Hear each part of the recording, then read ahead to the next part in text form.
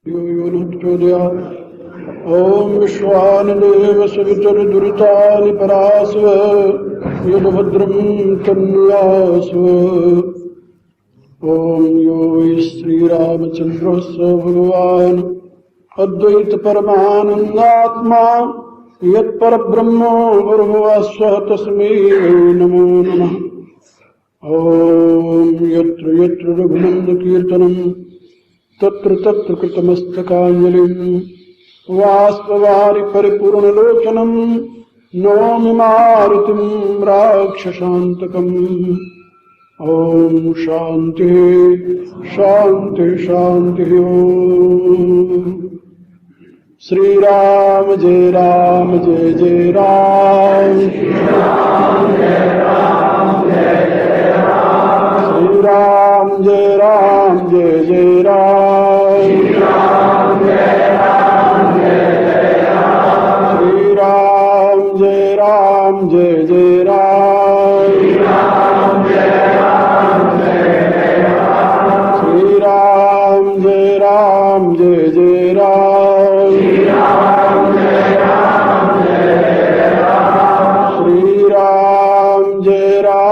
जय जय राम।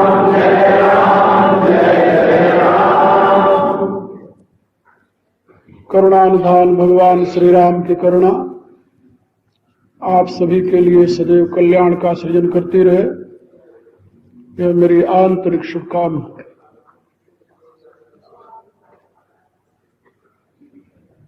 कल मैंने आप लोगों को बात समझाई थी कि महाकवि गोस्वामी तुलसीदास जी अपने सांस्कृतिक महाकाव्य के माध्यम से मानव मात्र के लिए जो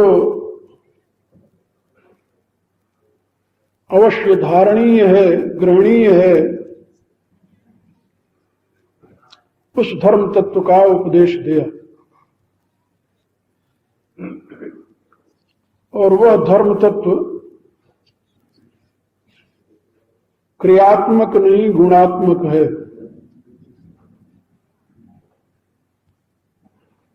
शास्त्र का कथन है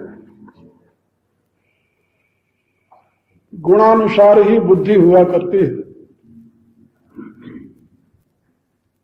यदि आपका चित्त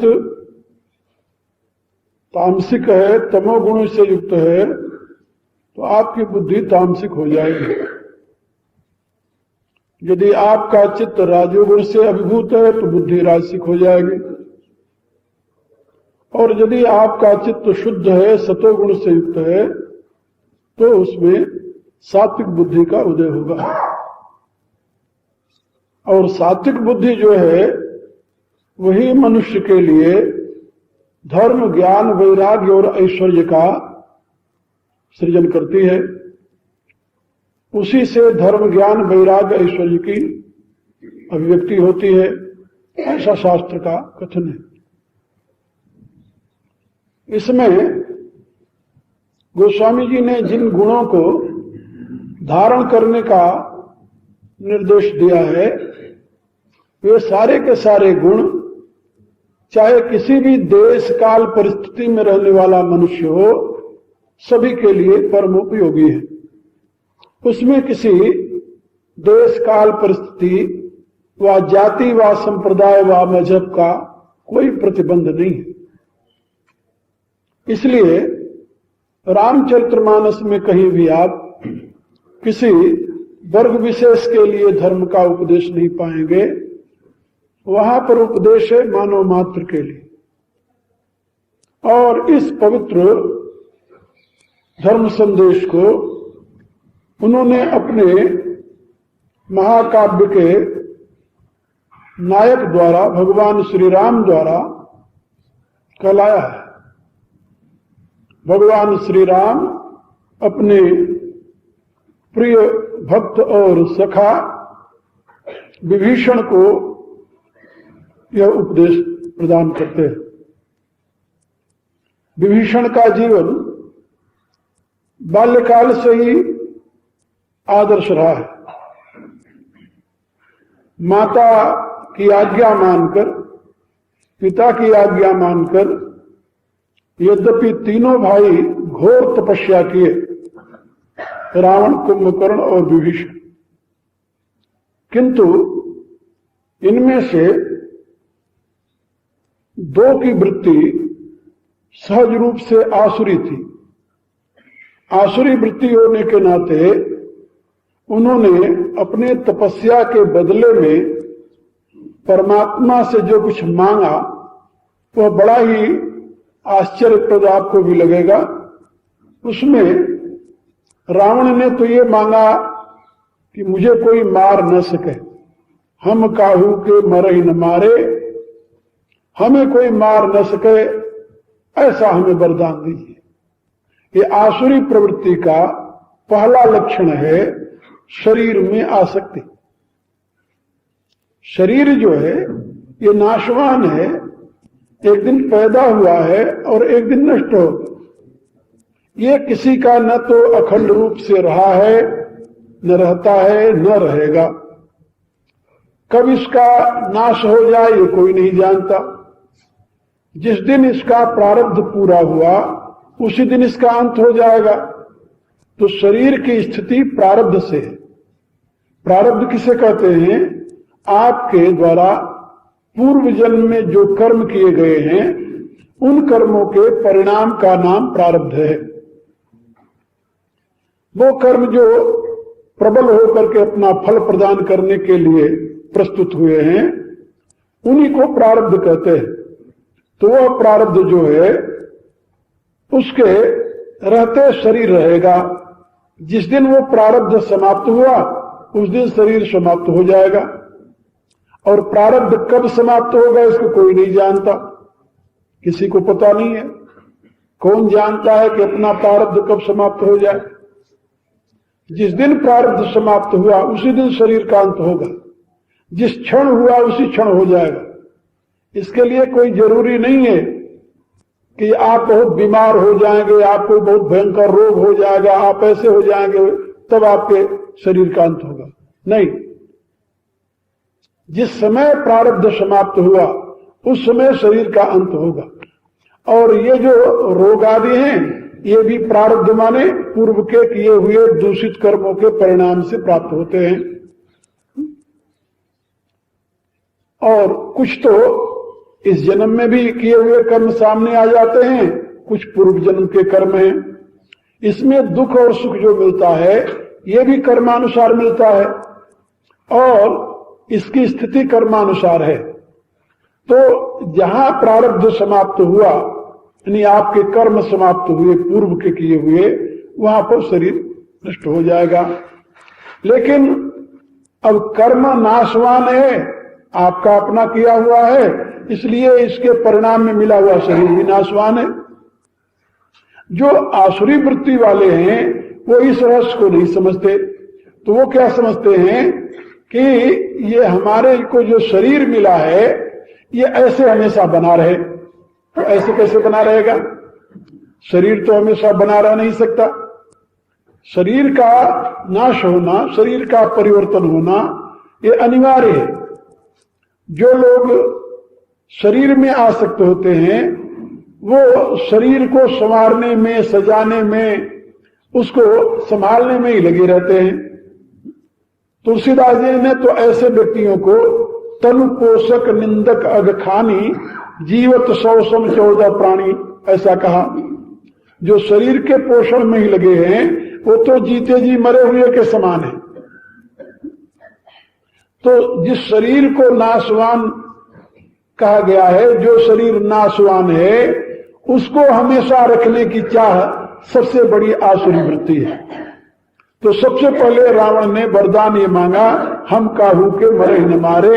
ये उसके आसुरी स्वभाव का प्रतीक है।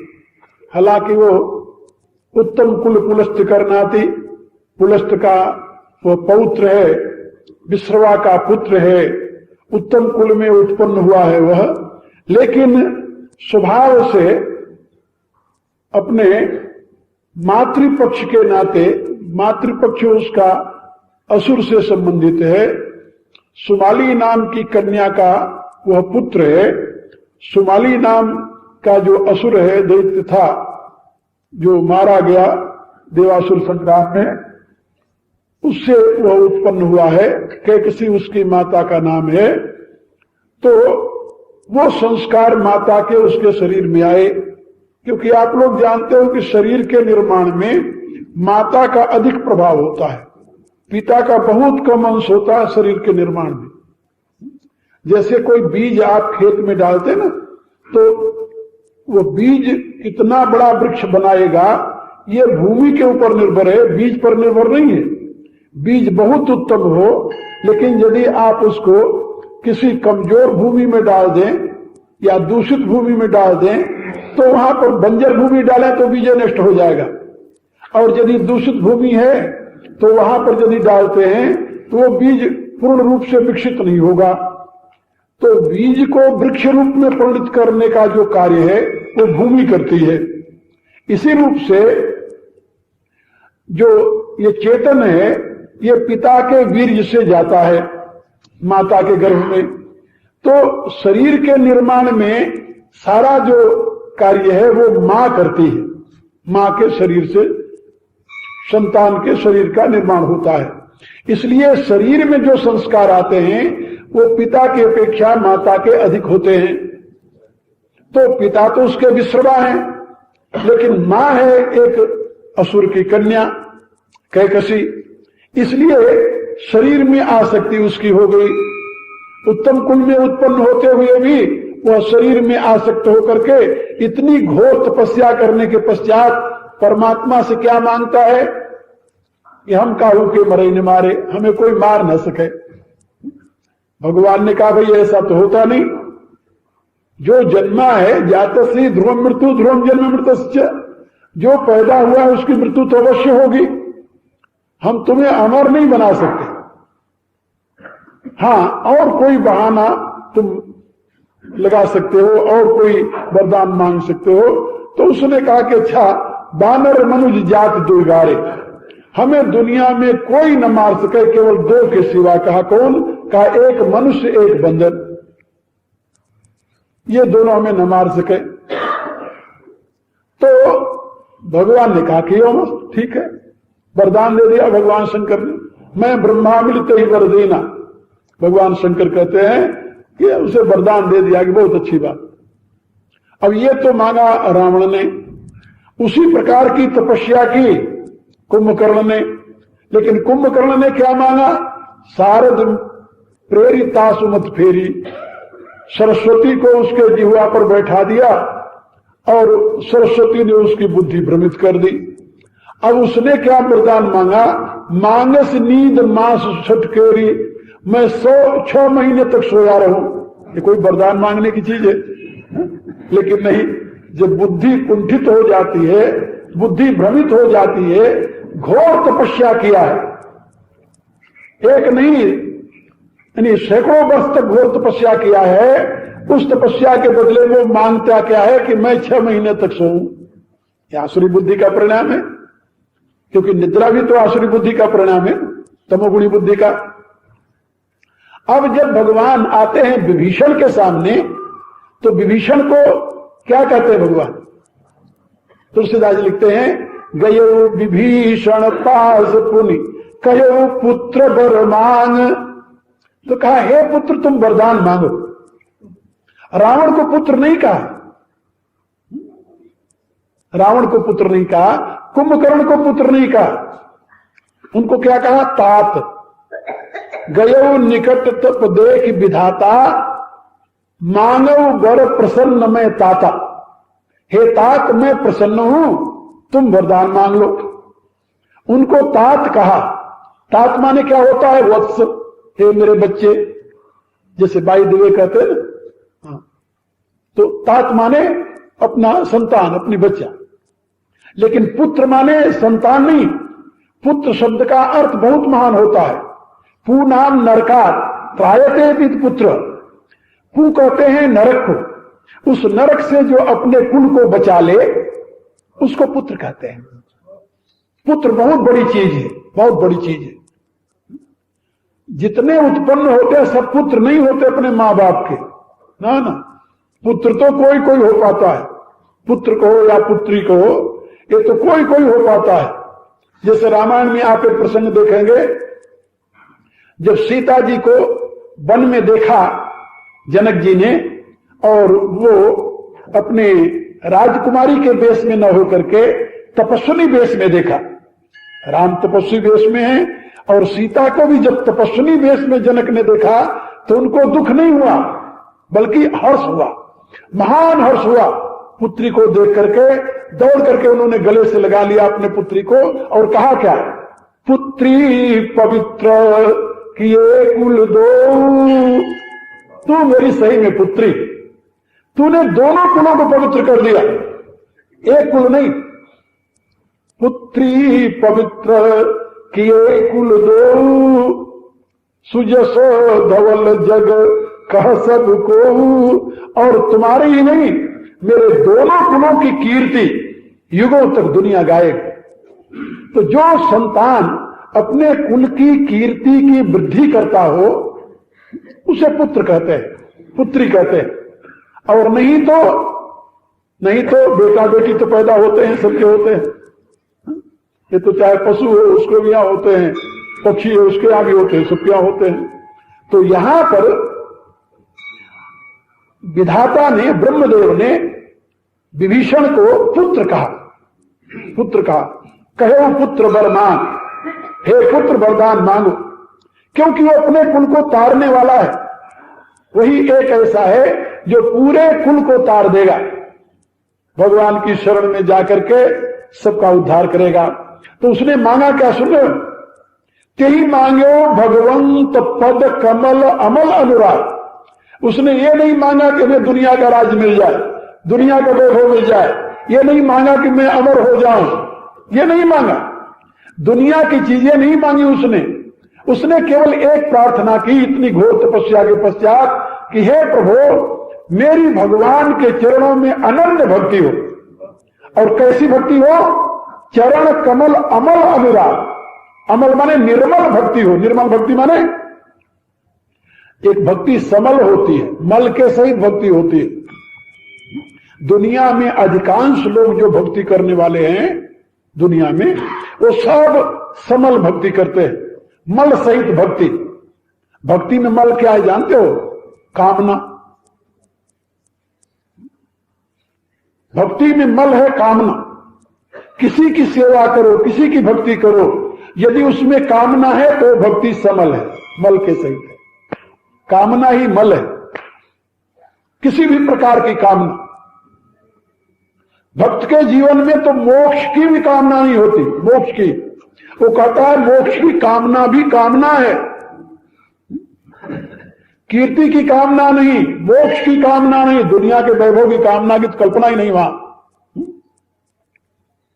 जग सुख की गिनती कहां, कियो मोक्ष सुख त्याग।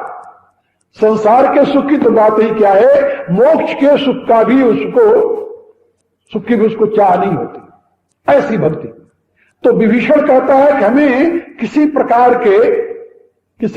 के कामना से युक्त प्रेम नहीं चाहिए भगवान के चरणों में। हमारा प्रेम अमल हो, निर्मल हो, हम भगवान से कभी कुछ न मांगे, ऐसी आप मुझे वरदान दीजिए। मेरे कहने के प्राय कि विभीषण प्रारंभ से ही निष्काम भक्त है, उसके हृदय में कोई कामना नहीं है।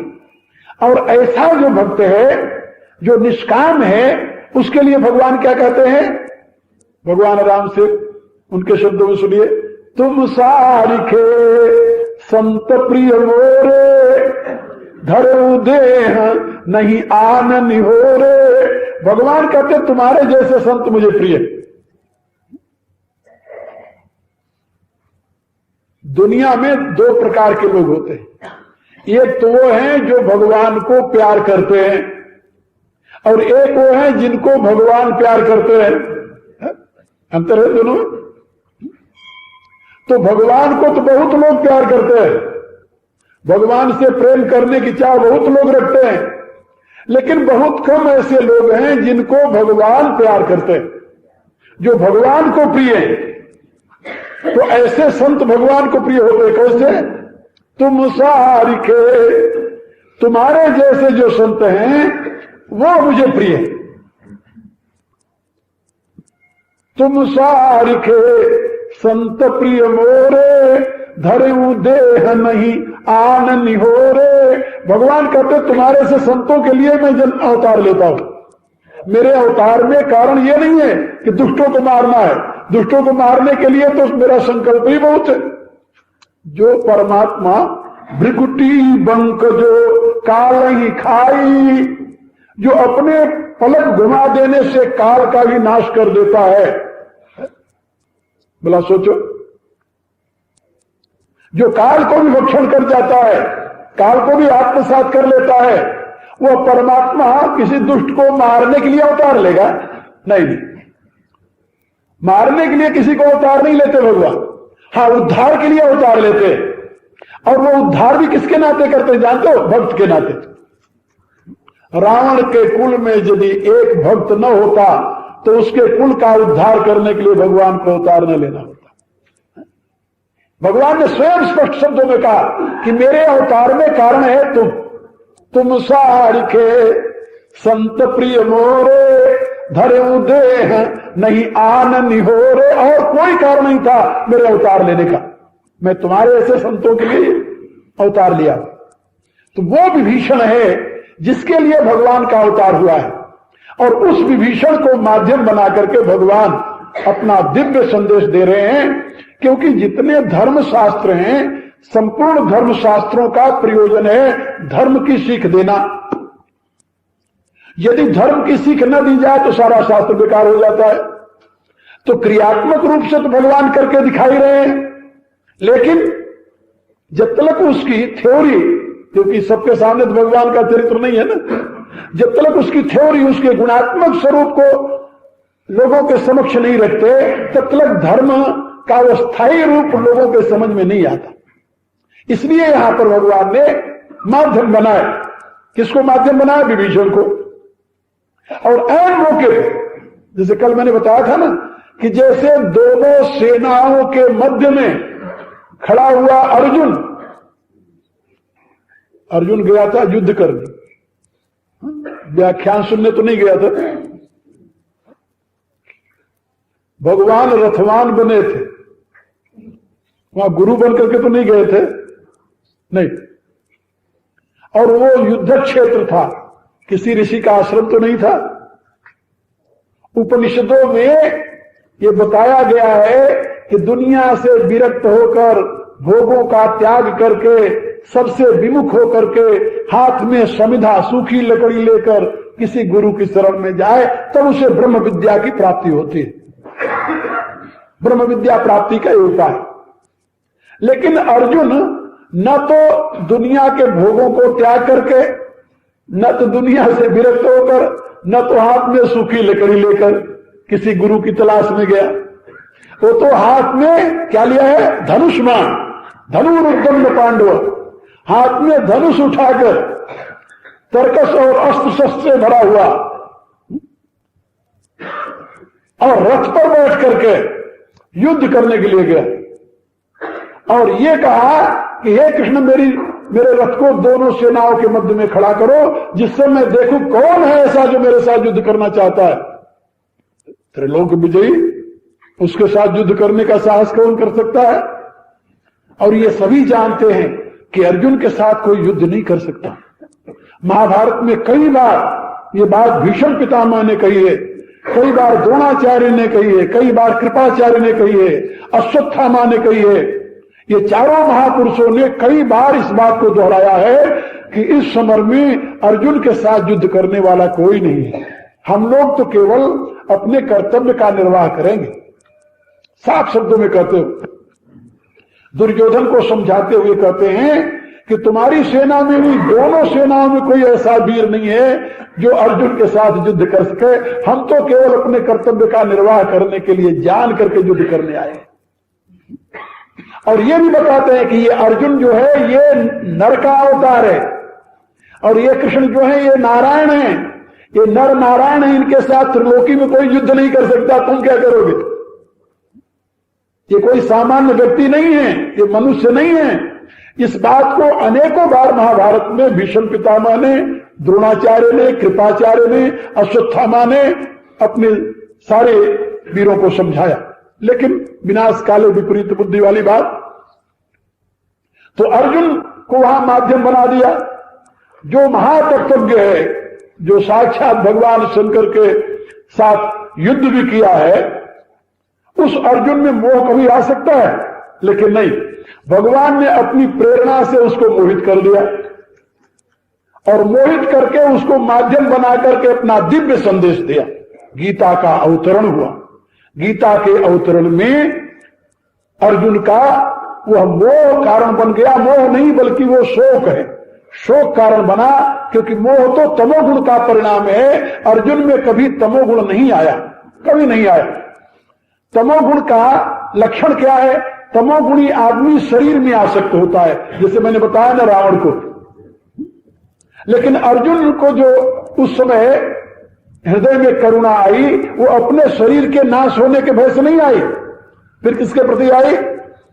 मेरा परिवार नष्ट हो जाएगा, मेरे गुरुजन, मैं अपने गुरुओं के साथ युद्ध कैसे करूंगा? वहां करुणा उसके हृदय में जागृत हुई। इसलिए भगवान ने लिखा वहां पर, व्यास भगवान ने, कि परया कपयाविष्ट, परम करुणा से वो युक्त हो गया है। वहां मोह नहीं है, वहां करुणा है। मैंने अपने भाष्य में इसकी बड़ी व्याख्या की है विस्तार के साथ, कि वहां करुणा है, उसे मोह नहीं है। अर्जुन मोहित नहीं हुआ, अर्जुन करुणा से अभिभूत है। और करुणा से आदमी अभिभूत हो जाता है तब भी उसकी बुद्धि जो है कुंठित हो जाती है, क्योंकि हृदय प्रधान हो जाता है ना। आपके पास दो साधन है, हृदय और बुद्धि। जब हृदय प्रधान हो जाएगा तो बुद्धि दब जाएगी, और जब बुद्धि प्रखर हो जाएगी तो हृदय दब जाएगा। जो लोग बहुत बुद्धिमान होते हैं, बुद्धि का ही प्रयोग करते रहते हैं, उनका हृदय सिकुड़ जाता है, तो वो कुतार्किक हो जाते हैं, वो बात बात में नुक्ताचीनी करने लगते हैं, वो बुद्धि उनकी तेज हो जाती है ज्यादा। जहां बैलेंस नहीं रहता हृदय और बुद्धि में, जीवन पतित हो जाता है। और जहां हृदय प्रधान हो जाता है वहां बुद्धि दब जाती है, वो सोच ही नहीं पाता, कुछ समझ ही नहीं पाता। इमोशनल जिसे कहते हैं अंग्रेजी में। तो either you can be emotional और यू कैन बी इंटेलेक्चुअल। लेकिन शास्त्रकार क्या कहते हैं? शास्त्रकार कहते हैं जहां तुम्हारी बुद्धि और हृदय दोनों का संतुलन हो, बैलेंस हो, न तो बुद्धि ही प्रधान हो जाए, यानी बुद्धि ही प्रबल हो जाए, और न तो हृदय ही प्रबल हो जाए। हृदय प्रबल हो जाएगा तब भी तुम अपने रास्ते से अलग हो जाओगे, बुद्धि प्रबल हो जाएगी तब भी तुम सत्य से अलग हो जाओगे। इसलिए हृदय और बुद्धि का संतुलन होना चाहिए। जहां हृदय और बुद्धि का संतुलन है उसी का नाम योग है। जहां हृदय अलग है, बुद्धि अलग है, वो योग नहीं हो तो कुयोग कहा जाता है। इसलिए वहां पर भगवान की प्रेरणा से अर्जुन के माध्यम से धर्म उपदेश दिया गया गीता का, जिसमें हृदय और बुद्धि के संतुलन की व्यवस्था है, जिसको योग कहते हैं। इसलिए पूरे गीता का उपदेश जो है वो योग है, योग। और योग क्या है तो भगवान ने इसकी बड़ी अनेकों जगह पर बड़े सुंदर ढंग से समझाया है, और मूल इसका उद्देश्य है हृदय और बुद्धि का संतुलन। इसी रूप से यहां पर जैसे वहां दोनों सेनाओं के मध्य में अर्जुन को शोक होता है, करुणा जागृत होती है। करुणा सतोगुण का परिणाम है, मोह तमोगुण का परिणाम है। अर्जुन को मोह नहीं हुआ, करुणा हुई। इसी रूप से यहां पर विभीषण को, राम और रावण को दो अवस्थाओं में, दो परिस्थितियों में देख करके उसे मोह नहीं हुआ। विभीषण मोहित नहीं है कि वो तो तमोगुण का परिणाम है और वो कभी विभीषण के पास आ नहीं सकता। भगत के पास, भगत के जीवन में मोह नहीं हो सकता कभी। तुलसीदास जी ने भी लिखा है अपने रामायण में, हरि सेव कही न व्याप अविद्या, प्रभु प्रेरित व्यापित ही विद्या। भगवान के भक्त के पास कभी अविद्या नहीं जा सकती। अविद्या ही मोह की जननी है। मोह कहां से उत्पन्न होता है? अविद्या से। यह सब माया कर परिवारा, प्रबल अमित को वर्ण पारा। तो ये मोह जो है ये अविद्या की संतान है, माया का परिवार है।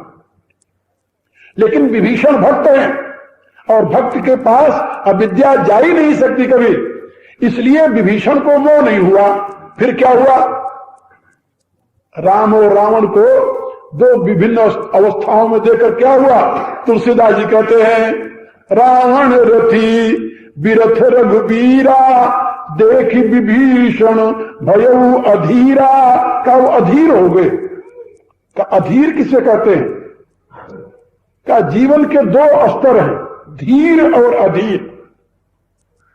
धी कहते हैं बुद्धि को और र कहते हैं रमण को। धी ही रमते इत धीर। जो धी में बुद्धि में रमण कर रहा है, यानी बुद्धि में ही स्थित है, जिसकी बुद्धि प्रतिष्ठित है, उसे धीर कहते हैं। धीर पुरुष विचलित नहीं होता, वो बुद्धि में ही स्थित रहता है। और अधीर है जो बुद्धि से नीचे गिर गया, यानी हृदय प्रधान हो गया। बुद्धि से अब उसकी स्थिति बुद्धि में नहीं रही, वो स्थित प्रज्ञ नहीं रहा, स्थित धी नहीं रहा। फिर क्या हो गया? वो धी से नीचे उतर आया, वो अधीर हो गया। बुद्धि से नीचे आ गया, हृदय में आ गया। बुद्धि और हृदय, ये दो बातें पहले आप लोगों को बताया मैंने। अब वो बुद्धि में नहीं रहा, बुद्धि से हृदय में आ गया, भाव प्रधान हो गया।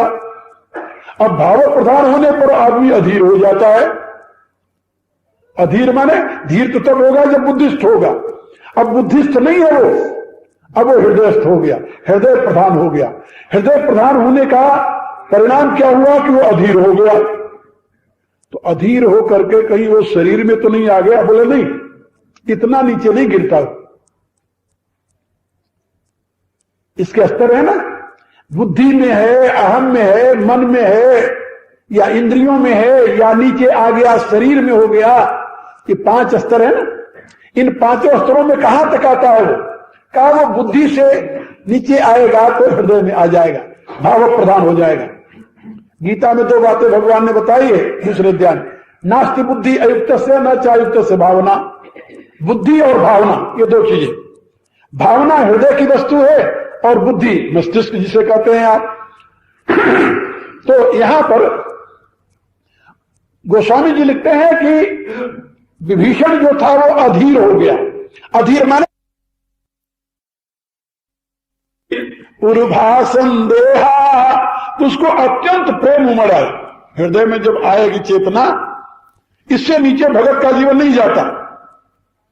भगत है वो विद्या में ही रहेगा, विद्या से अविद्या में नहीं आएगा वो। इसलिए अत्यंत प्रेम उमड़ आया उसके हृदय में, अधिक प्रीति। और जहां अत्यंत प्रेम होता है वहां, कल मैंने एक बात समझाई थी आप लोगों को कि मनुष्य प्रभु के संबंध में 2 प्रकार की धारणाएं रखता है। एक तो उनके माधुर्य में रमण करता है और दूसरा उनके ऐश्वर्य में। तो कुछ लोग तो ऐश्वर्य में रमण करते हैं, कुछ लोग माधुर्य में रमण करते हैं। परमात्मा के दोनों रूप, दो राव ब्रह्मणो रूपे मूर्तम च अमूर्तम च। श्रुति कहती है परमात्मा के 2 रूप है, मूर्त और अमूर्त। इन दोनों में जो हृदय प्रधान है वो तो मूर्त रूप में रमण करता है, और जो बुद्धि प्रधान है वो अमूर्त रूप में रमण करता है। और जो योगी है बैलेंस रख लेता है, वो मूर्त अमूर्त दोनों के मध्य में देखता रहता है। तुलसीदास जी अपने उसमें लिखते हैं ग्रंथ में, उनकी जो स्थिति है अपनी स्थिति बताते हुए वो कहते हैं कि हिय निर्गुण नयनन सगुण रसना ललित सुना।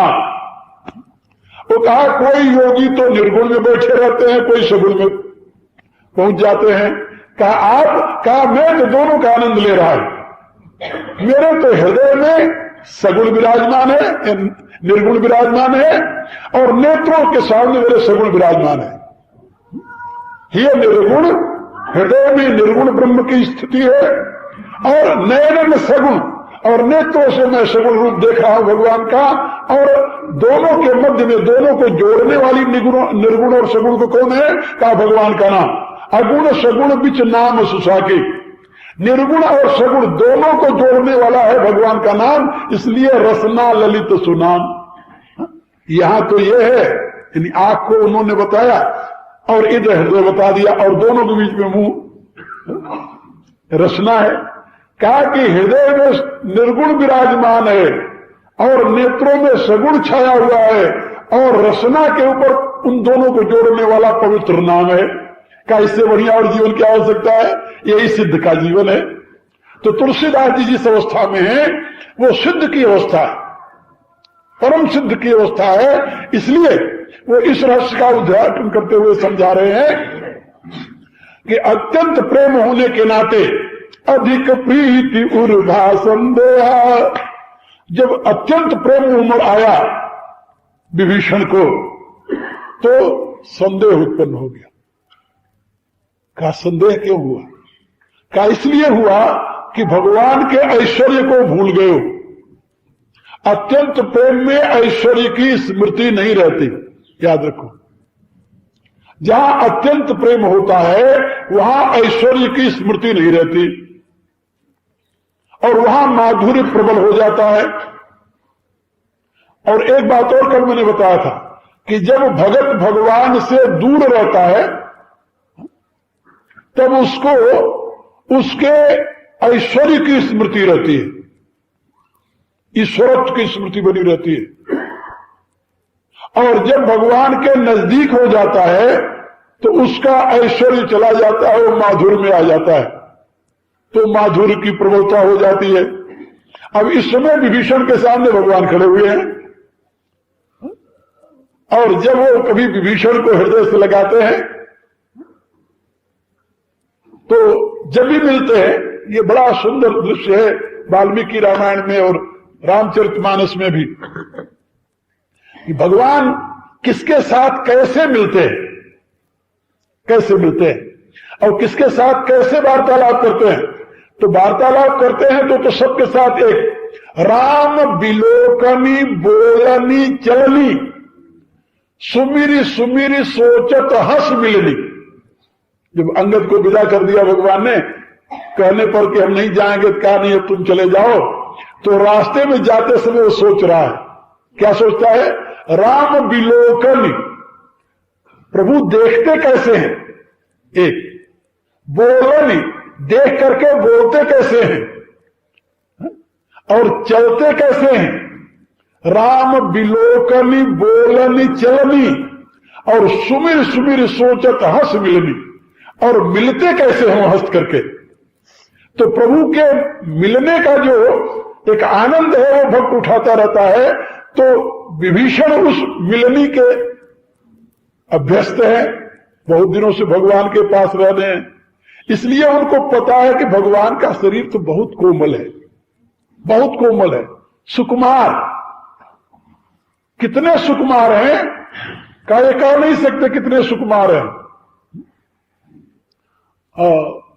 बड़ी सुंदर एक कथा आती है, भगवान जब जनकपुर में धनुष तोड़ने के लिए चलते हैं तो भगवान के उस सुकुमार स्वरूप को देख करके जनकपुर की स्त्रियां व्याकुल हो जाती हैं, व्याकुल हो जाती हैं कि इनके हाथ में ये धनुष देने जा रहे हैं शंकर जी का। कमट पृष्ठ कठोर परम धनु मधुर मूर्ति रसौ रघुनंदन। अरे ये इतना कठोर धनुष इनके हाथ में देने जा रहे हैं जो मधुर मूर्ति हैं, जो इतने सुकोमल हैं। कैसे कोमल है? कहा सिरस सुमन। सिरस सुमन जानते हो? सिरस का फूल होता है, सिरस के वृक्ष में फूल लगता है, बहुत पतला बड़ा कोमल होता है, हाथ से उसे छू लो तब वो मुरझा जाता है। तो जो हाथ से छूने पर मुरझा जाने वाला है, ऐसे कोमल स्वरूप वाले रघुनंदन के हाथ में ये कमट पृष्ठ कठोर, जो कछुए के पीठ के समान कठोर धनुष है, उसको देने जा रहे हैं। ये अनर्थ हो रहा है, सभी कह रहे हैं ये अनर्थ हो रहा है। इतना बड़ा अनर्थ नहीं करना चाहिए। और भगवती सीता क्या कह रही है?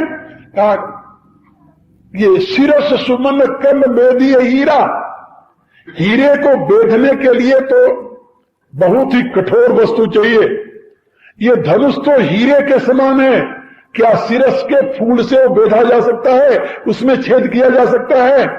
जैसे शिरस का फूल हीरे को नहीं छेद सकता, ऐसे शिरस सुमन के समान राम इस धनुष को भला कैसे तोड़ेंगे? इसे क्या कहते जानते हो? ये माधुर्य। माधुर्य में प्रभु की प्रभुता नहीं रहती, लेकिन जिसके हृदय में प्रभु की प्रभुता है वो समझाता है। उस समय भी समझाते हैं। एक सखी कहती है बैठी बैठी, वहां पर सुनैना को समझाती है, जनकपुर की स्त्रियों को समझाती है। सुनो सखी को अस कही, बड़ प्रभाव लघु देखत आई। इनका प्रभाव बहुत बड़ा है, ये देखने में छोटे लग रहे हैं, इनका प्रभाव बहुत बड़ा है। परस जासु पद पंकज धूरी, तरी अहिल्या कृत अघभूरी। जिसके चरण की धूरी छूटे से महान पापनी अहिल्या तर गई, सो की रहें बिन सुधन तोड़े। उनके लिए भला शंकर का धनुष क्या है? वो ऐश्वर्य को जानती है। तो जो ऐश्वर्य और माधुर्य दोनों का एक साथ आनंद ले रहा है वो तो पूर्ण तृप्त भक्त है, उसको दोनों का बोध है। और जो केवल माधुर्य में लीन हो गया है वो प्रभु के माधुर्य में ही तृप्त हो रहा है उसी में, उसके लिए तो भगवान बहुत सुकोमल है, उनसे बड़ा काम नहीं होगा। माता कौशल्या कभी नहीं स्वीकार कर सकी कि मेरे राम ने रावण का वध किया है और मेरे राम ने शंकर का धनुष तोड़ा है, कभी नहीं माना। जब वो शंकर का धनुष तोड़ करके आए तब माता कौशल्या आपस में बात करने लगी कि क्या राम ने सही में धनुष तोड़ा होगा? कहा नहीं, ना, ये तो हो ही नहीं सकता, ये तो अमानुष कर्म है, ये अमानुष कर्म मेरा ये छोटा सा बच्चा कैसे करेगा? फिर क्या कहती हो? कहा तोड़ा तो राम नहीं, तभी तो सीता को ब्याह कर ले आए। कहा नहीं, ये तो विश्वामित्र जी की करनी है, विश्वामित्र जी की करनी है। ये विश्वामित्र जी ने अपने तपस्या के बल से धनुष तोड़ करके मेरे बच्चे का विवाह करा दिया। ये करनी विश्वामित्र के, मेरे बच्चे की नहीं। सकल अमानुष कर्म तुम्हारे, केवल कौशिक कृपा सुधारे। ये तो विश्वामित्र की कृपा का परिणाम है, नहीं तो मेरा बच्चा वाला धनुष कैसे तोड़ देता? कौशल्य जब राम धनुष तोड़ करके शंकर के आते थे, और जब लंका पर विजय करके आए तब विचार करने लगे कि वहां तो विश्वामित्र जी इसके साथ थे, यहां तो इसके साथ कोई गया ही नहीं, तो ये रावण को कैसे मार दिया? अब कौशल्या बार बार सोचने लगी, अति सुकुमार जुगल मेरे बारे, निश्चर निकर महाभट भारे। इतने बड़े बड़े राक्षसों को ये मेरे पुत्र ने कैसे मार दिया? मुश्किल। कहीं झूठी लोगों ने इसकी कीर्ति के लिए तो ऐसी बात नहीं कह दी। भगवान राम समझ गए कि मां को संशय हो रहा है कि मैंने रावण को कैसे मारा। तुरंत भगवान राम ने गुरु वशिष्ठ को प्रणाम किया, और गुरु वशिष्ठ वहां खड़े थे, तो उन्होंने कहा कि ये जो मेरे गुरु वशिष्ठ हैं, अपने बंदरों को बुलाया भगवान ने, कहा तुम जानते हो मैंने रावण को कैसे मारा? कहा महाराज अपने बाहुबल से। बोले ना ना ना ना, गुरु वशिष्ठ कुल पूज्य हमारे, इनकी कृपा दनुजरण मारे। कहा ये मैंने रावण का जो वध किया है ये तो इनकी कृपा से किया है, मेरे में कहा इतनी क्षमता कि मैं रावण का वध कर सकूं। माता कौशल्या को संतोष हो गया। हाँ तभी तो मैं सोच रही थी ये कैसे कर सकते हैं? मेरे गुरुदेव इतने महान हैं कि यहां बैठे बैठे उन्होंने रावण का नाश करा दिया, क्योंकि वशिष्ठ की महिमा पर उनको बोध है, वशिष्ठ की महिमा का बोध है कि वशिष्ठ में वो माधुर्य नहीं देखती, वशिष्ठ में ऐश्वर्य देखती है हमेशा। और वशिष्ठ वो है जो विश्वामित्र ऐसे महावीर को अपने ब्रह्मदंड से हरा दिया था। छात्र बल सारा नष्ट कर दिया केवल ब्रह्मदंड के बल से।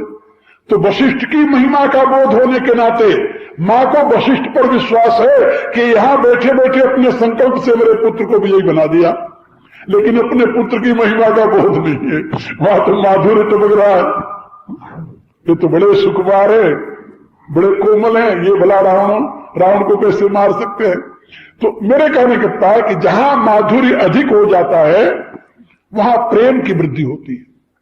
प्रेम, एक बात और याद रखें, ऐश्वर्य में प्रेम नहीं होता।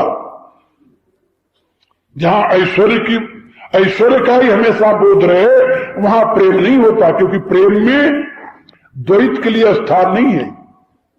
और जहां ऐश्वर्य का बोध होता है वहां द्वैत बना रहता है कि वो महान है और मैं तो छोटा सा हूं। और जहां अपनी छोटाई और प्रभु की बड़ाई का बोध रहे वहां पर अद्वैत नहीं होता, द्वैत बना रहता है। और जहां द्वैत बना रहेगा वहां पूर्ण प्रेम की अभिव्यक्ति नहीं होगी। पूर्ण प्रेम की अभिव्यक्ति के लिए अद्वैत का होना आवश्यक है। अद्वैत में ही प्रेम होता है और प्रेम में अद्वैत होता है। जिससे आप बहुत प्रेम करते हैं उससे भेद नहीं रख सकते आप। यदि भेद रहा तो प्रेम नहीं होगा। जरा सा भी, एक फाइन सा भी, जरा सा भी पर्दा रहा तब भी आप एकता नहीं कर सकते। आवरण जिसे कहते हैं, आवरण के रहते हुए अभिन्नता की स्थिति नहीं होती, याद रखो।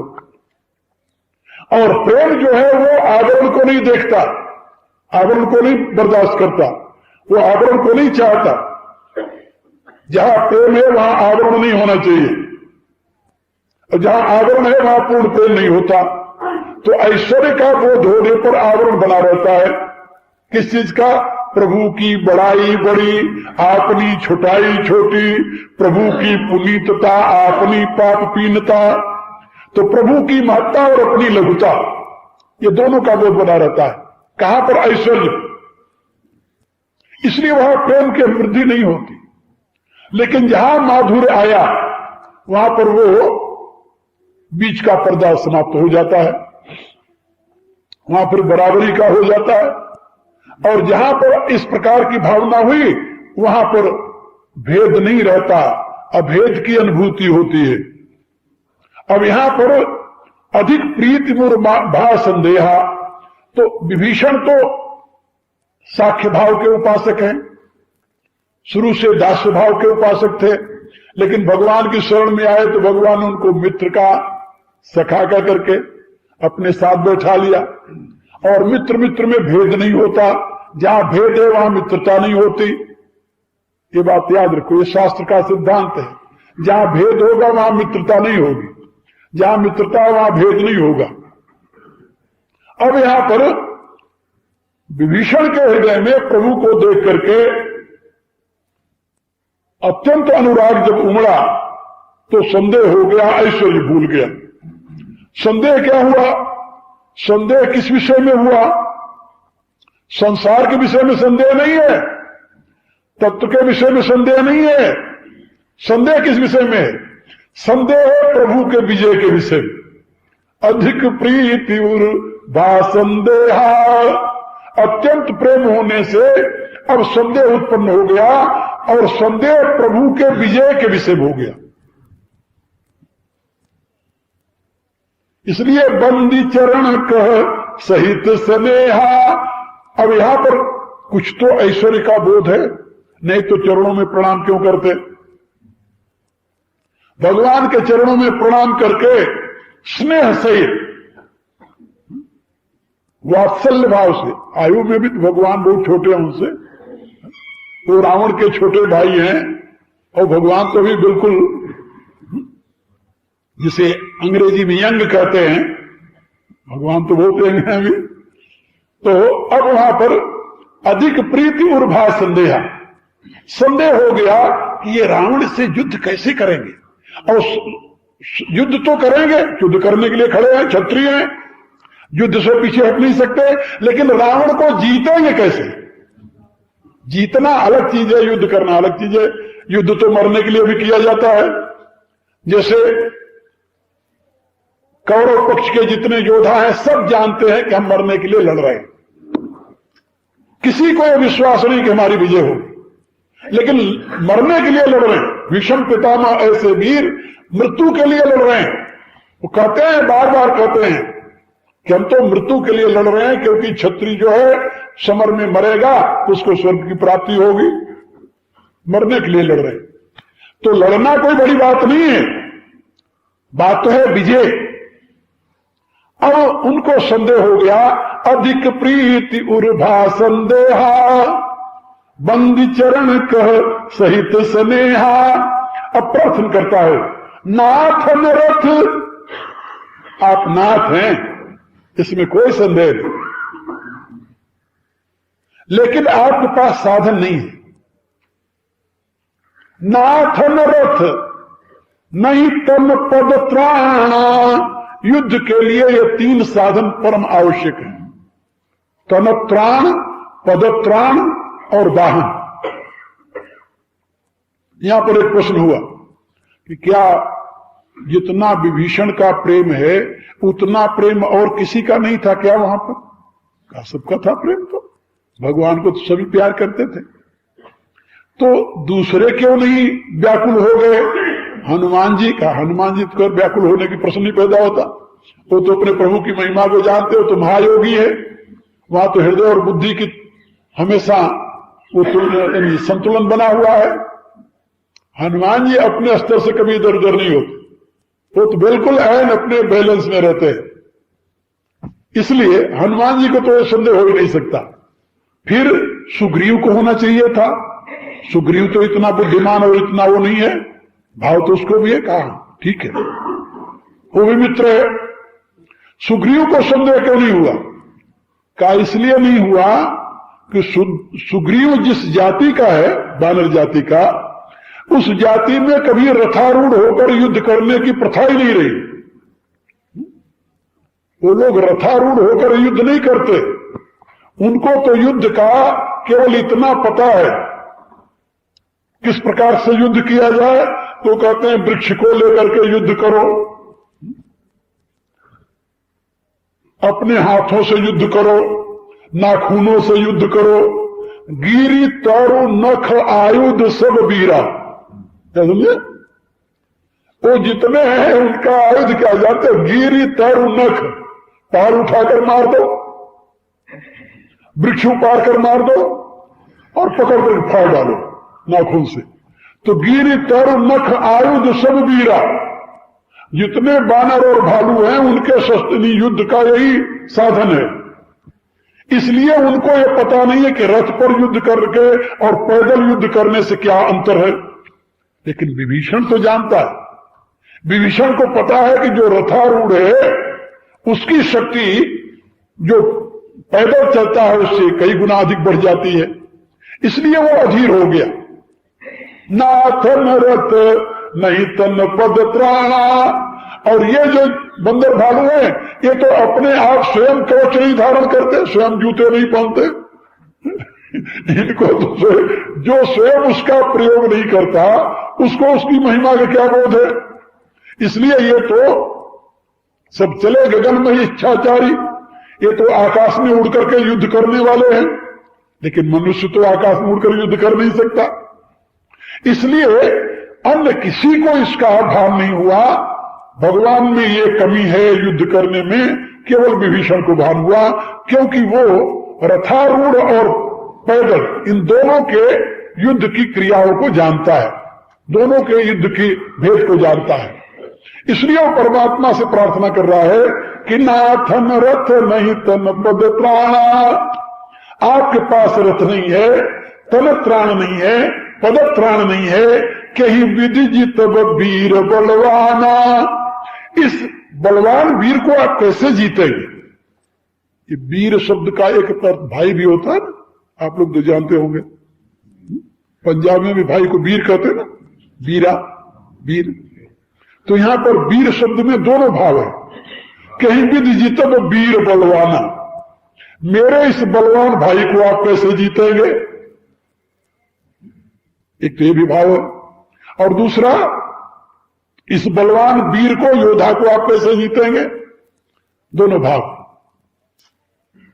कैसे जीतेंगे? और बिना इसको जीते आप अपनी प्रतिज्ञा पूरी नहीं कर सकते। प्रतिज्ञा क्या की है?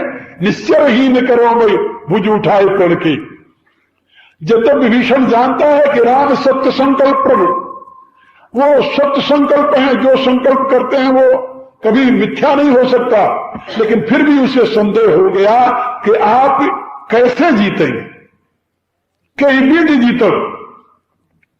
अच्छा, मेरे विचार से यहां उसको जीतने में भी संदेह नहीं है। भगवान कैसे उसे जीतेंगे?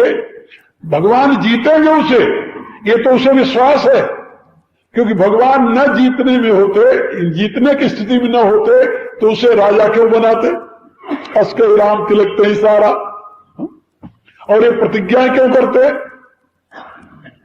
जीतेंगे तो, लेकिन कैसे जीतेंगे ये वो नहीं जानता। इसलिए प्रभु से पूछ रहा है कि आप कैसे जीतोगे? नहीं जीतोगे ये बात नहीं है। यदि ये बात हो जाए कि नहीं जीतेंगे, फिर तो भक्त की भक्ति खत्म हो जाएगी, वहां अविश्वास खड़ा हो जाएगा। लेकिन अविश्वास नहीं हो सकता। संदेह का नाम अविश्वास नहीं है, ये बात याद रखिए। संदेह और अविश्वास में बड़ा अंतर होता है। संदेह किसे कहते हैं? जहां दो कोटि का ज्ञान हो, ऐसा भी होता है, ऐसा भी होता है, उसे संदेह कहते हैं। अविश्वास माने ये तो हो ही नहीं सकता। लेकिन विभीषण को यह नहीं कि यह नहीं हो सकता। भगवान जीतेंगे तो, लेकिन कैसे जीतेंगे वो जानना चाहता है। कहीं विधि, किस विधि से आप जीतेंगे वो विधि मुझे बताइए, क्योंकि बिना विधि को जाने यदि आप युद्ध करने चले गए तो मेरे तो हृदय में हमेशा ऐसे घबराहट बनी रहेगी। इसलिए आप प्रभु मुझे वो बताइए, कहीं विधि जितबो वीर बलवाना, इस बलवान वीर को आप किस विधि से जीतेंगे? भगवान श्री राघव विभीषण की इस स्थिति को देखते हुए मुस्कुराए, दुखी नहीं हुए, मुस्कुराए। मुस्कुराते हुए उससे बोले। मुस्कुराने का कारण क्या है? मुस्कुराने का कारण है कि जब किसी बात को बहुत गंभीर लिया जाए, बहुत गंभीर, तो आदमी उस समय गंभीर हो जाता है, चिंतित हो जाता है। और जब आदमी कोई चिंतित हो जाए, जैसे उदाहरण के कोई आदमी बीमार है, बीमार आदमी किसी डॉक्टर के यहां गया, डॉक्टर ने उसकी नाड़ी पकड़ी या उसको आला उला लगा कर देखा, इधर उधर डिबिया उबिया जो लगाते हैं, क्या कहते हैं उसे, तो देखा और देख करके वो गंभीर हो गया। गंभीर हो गया तो वो अब वो रोगी सोचेगा कि ये तो मेरी बहुत सीरियस स्थिति है। और यदि उस समय डॉक्टर गंभीर नहीं हुआ, हंसते हुए से पूछा कि वही क्या बात है, क्यों इतने घबराए हुए हो, तो वो जान जाता है कि मेरी कोई ऐसी खतरनाक स्थिति नहीं है। यदि खतरनाक स्थिति होती तो ये डॉक्टर उसको देख करके इस प्रकार से मेरे से व्यवहार नहीं करता। तो डॉक्टर के व्यवहार पर एक हंसते हुए मुस्कुराते हुए मरीज से बात करना, उसको देख करके, और एक जरा सीरियस होकर के अपनी मत्थे को सिकोड़ कर टेंस बना करके, जिससे यह शो करना कि इसकी हालत बहुत खराब है, जिससे वो नहीं मरने वाला है तो भी मर जाए बेचारा। ये मानसिक इलाज की स्थिति है। मानसिक संदेह भी तो एक मानसिक रोग है ना। तो भगवान इसको जानते हैं। इसी रूप से आप देखेंगे गीता में भी जब भगवान उपदेश प्रारंभ करते हैं तो वहां पर क्या लिखते हैं व्यासदेव? प्रहसन्यो भारत, हंसते हुए से भगवान बोले, अरे भाई अशोचाली न सोचस्त प्रज्ञावाद उस। इसी रूप से यहां पर भगवान ने जब बात सुनी विभीषण की तो उनको कोई दिमाग पर स्ट्रेन नहीं हुआ। हाँ, उनके मत्थे पर कोई सिकुड़न नहीं आई। वो ये नहीं सोचे कि हाँ बात तो ठीक कर रहा, मैं कैसे जीतूंगा, ऐसा नहीं। मुस्कुराते हुए से बोले, सुनो सखा। यहां पर तुलसीदास जी एक शब्द लिख रहे हैं, कह कृपा निधाना। कृपा निधान, भगवान कृपा के निधान है। और तुलसीदास जी ने जो लिखा है, जासु कृपा में कृपा आघाती। भगवान जब कृपा करने लगते हैं ना, तो कृपा तृप्त नहीं होती, करते ही जाते हैं, करते ही जाते हैं, वहां तृप्ति नहीं है। जासु कृपा में कृपा आघाती, कृपा उनकी आघाती नहीं, कभी तृप्त नहीं होती कभी। ये नहीं कि अब बहुत कृपा कर दी, अब जान दो क्या करना, ऐसा नहीं। कृपा करते ही जाते हैं। जब से विभीषण आया है उनकी शरण में, तब से उसके ऊपर कृपा की धारा बहा रहे हैं। कृपा की धार बहती जा रही है। पहुंचते उसे हृदय से लगा लिया, हृदय से लगाकर अपने बगल में बैठा लिया, बगल में बैठा करके उसको मित्र कहा, और मित्र कह करके उसे तिलक कर दिया, लंका का राजा बना दिया। अभी तक उनकी कृपा तृप्त नहीं हुई है। यहां भी युद्ध स्थल में भी उस पर कृपा करने के लिए तत्पर है। और इससे पहले रावण के साथ युद्ध में, आगे प्रसंग आता है इसी में, रावण के साथ युद्ध में रावण निश्चय करता है कि यही हमारा भेद बताने वाला है, यदि इसको मार दिया जाए तब मेरी मृत्यु का कोई कारण नहीं बन सकता। ऐसा निश्चय करके रावण एक शक्ति का प्रहार करता है। जब शक्ति का प्रहार करता है तो शक्ति को आते हुए देख करके भगवान राम जान जाते हैं कि इस शक्ति को लगते ही ये बचेगा नहीं, विभीषण बच नहीं सकता। तुलसीदास जी क्या लिखते हैं, तुरत विभीषण पाछे मेला। भगवान ने पकड़ कर विभीषण को पीछे कर दिया और सन्मुख राम सहे कोई सेला, और सीना अपना आगे कर दिया, क्योंकि वो तो अमोघ शक्ति थी, लगना ही था। वो सीधे आकर भगवान को लगा,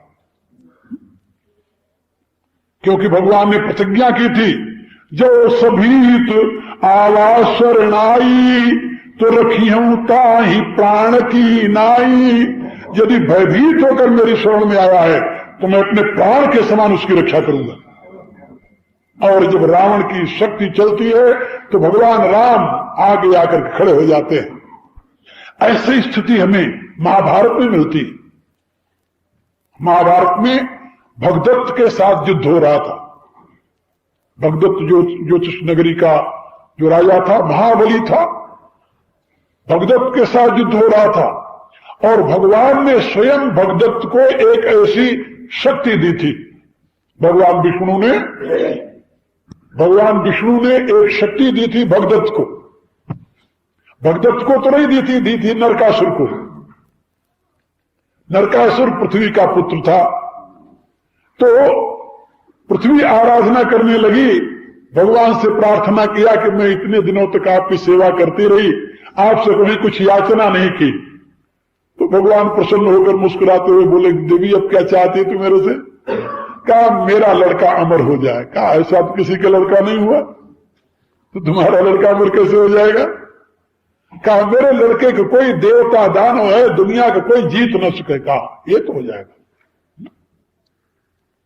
कहा इसके लिए कोई साधन?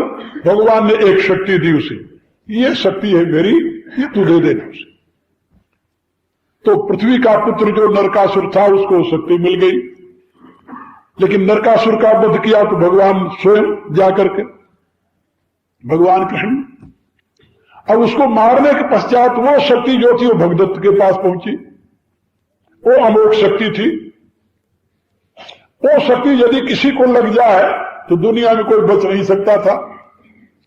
तो जब भगदत्त के साथ युद्ध हो रहा था अर्जुन का, उस समय तो भगदत्त ने वो शक्ति चलाई।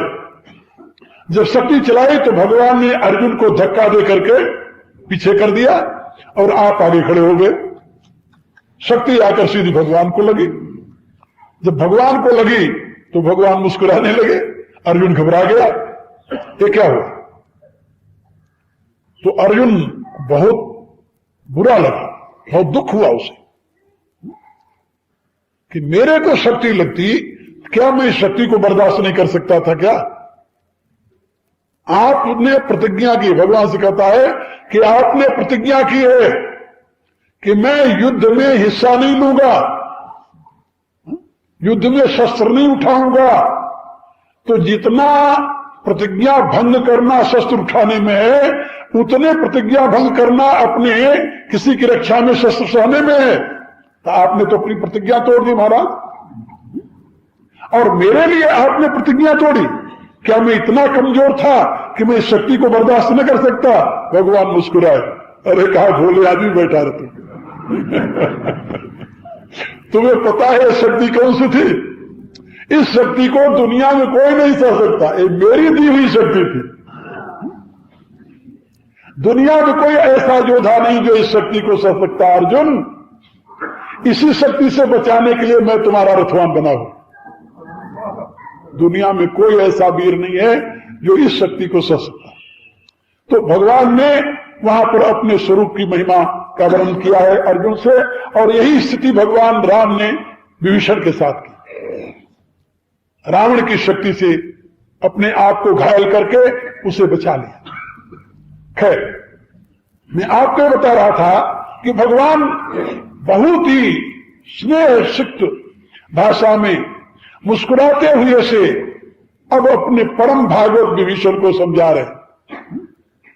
सुनो सखा, एक बात।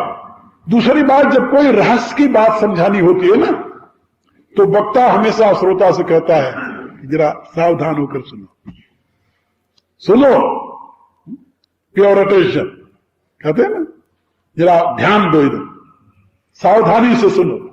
भगवान कहते हैं जो रहस्य मैं तुम्हें समझाने जा रहा हूं, ये कोई सामान्य नहीं है, ये विश्व के ऊपर विजय प्राप्त करने का साधन है, और विश्व के ऊपर विजय प्राप्त करने का साधन सामान्य स्तर से नहीं समझा जा सकता।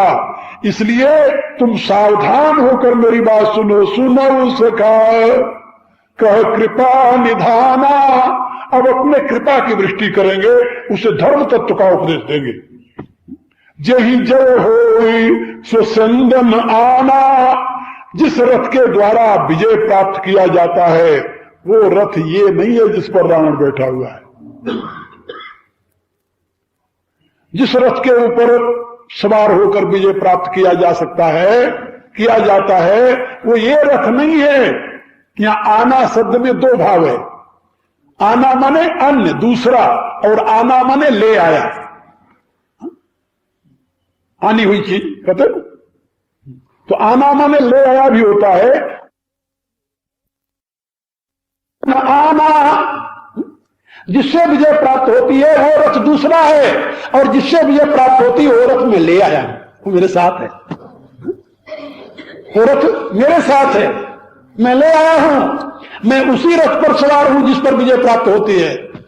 रावण जिस रथ पर बैठा हुआ इससे विजय नहीं होती, मैं जिस रथ पर बैठा हुआ हूं उस पर विजय होती है। वो कौन सा रथ है प्रभु? भगवान कहते हैं कल बताएंगे, आपको समय हो गया।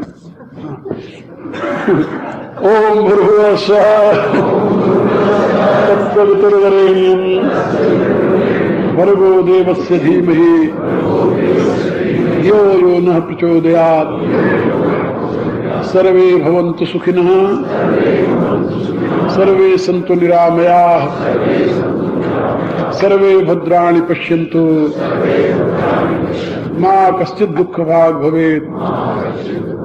ओम पूर्णमदः पूर्णमिदं पूर्णात् पूर्णमुदच्यते पूर्णस्य पूर्णमादाय पूर्णमेवावशिष्यते। ओम शांति शांति शांति।